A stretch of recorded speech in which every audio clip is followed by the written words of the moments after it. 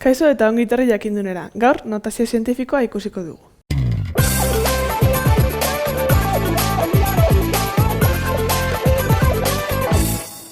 Notazio zientifikoa zer da? Batzuetan, naturan oso zenbaki handiak, ala oso zenbaki txikiaekin lantzen dugu.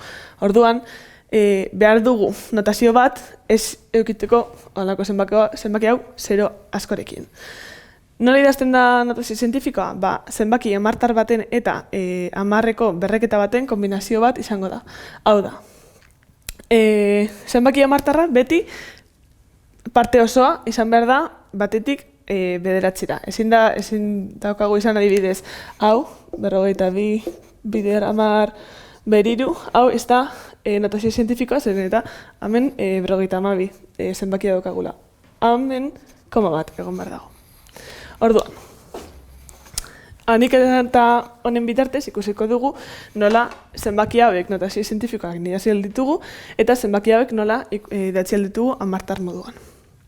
Kasu honetan, zenbaki hamartarra izan behar da 5,2. Zergatik, hamartarra parte osoa beti batetik bederatzira joan behar delako. Orduan, hau izango da, 5,2 bider 10 ber zerbait. Jakiteko zer zenbaki ipini behar dugun hemen, lehenengo positiboa ala negatiboa izan behar dela jakin behar dugu. Orduan, kasu honetan pentsatu behar dugu. Zenbaki honetik, zenbaki hona pasatzeko handiagoa ala txikiagoa egin behar dugu. Kasu honetan, hau askoz handiagoa denez, zenbaki hau positiboa izango da. Negatiba izango balitz, zatitzen egongo zelako eta oso zenbaki txikia lortuko genuelako.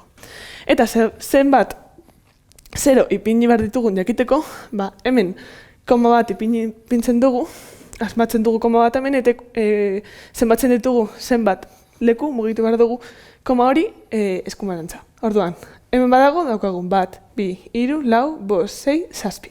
Orduan, hau izango da, 5,2 bider 10 ber 7. Kasu honetan, oso zenbaki txiki bat daukagu, eta hamartarra, kasu honetan bezala, parte osoa, beti, zenbaki bat batetik bederatzira izan behar da. Orduan, kasu honetan, 4,7 izango da zenbaki hamartarra. Hau izango da, bider 10 ber zerbait. Zenbaki honetatik zenbaki honetara pasatzeko, zenbaki hau askoz txikiago izan behar dugu, orduan 10 hau zatitzen egon behar da. Hori zer esan nahi du? Berreketa hau zenbaki negatiboak izango da. Zenbat leku mugitu behar dugu koma eskerrerantza da. Hemen ipintzen badugu koma, zenbatzen ditugu lekuak, koma orantza. Orduan, 1, 2, 3, 4 eta 5. Orduan izango da, 4,7 bider 10 ber minus 5. Kasu honetan bezala, zenbaki hamartarra izango da 8,972 bider 10 ber zerbait. Berretzailea positiboa izan behar da, zenbaki hau handiagoa izan behar dugu zenbaki hau lortzeko, eta ikusiko dugu zenbat leku mugitzen dugun hemendik. 1, 2, 3, 4, 5. Orduan, ber 5.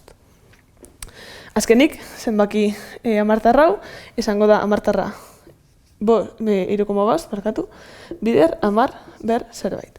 Berretzailea negatiboa izan behar da, zenbaki honetatik zenbaki honetara pasatzeko, zenbaki hau txikiagoa izan behar delako, eta koma bakarrik 2 leku mugitu behar ditugunez, bider 10 ber minus 2 izango da. Notazio zientifikotik zenbaki hamartarra batera pasatzea asko errazagoa da. Kasu honetan, zenbaki hau negatiboa denez, esan nahi du, komatik, zeidan, adibidez, 0, zerbait, koma hau, hemendik, zazpiaren atzera ipintzerakoan, 7 leku mugitu behar dira. Hau da, 6 zer ipini behar ditugula. 1, 2, 3, 4, 5, 6, eta gero 6 ipintzen dugu. Hau jakiteko ondo badagoen, imaginatzen dugu, koma hemen dagoela, eta kontatzen dugu zenbat leku mugitu behar dugu koma eskerrerantza.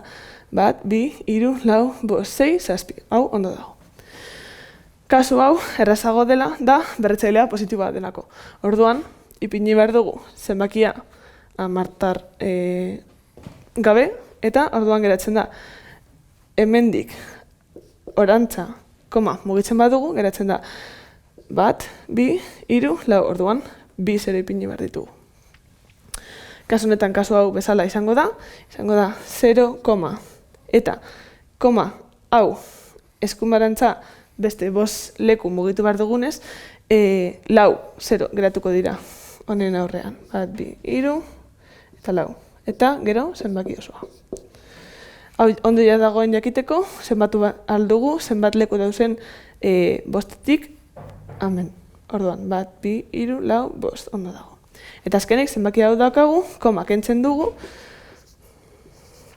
eta orain ikusten dugu, hemendik arantza, 3 leku mugitzen badugu koma, nola geratzen den, 1, 2 eta 3. Orduan zenbakia, 1082 geratuko zen.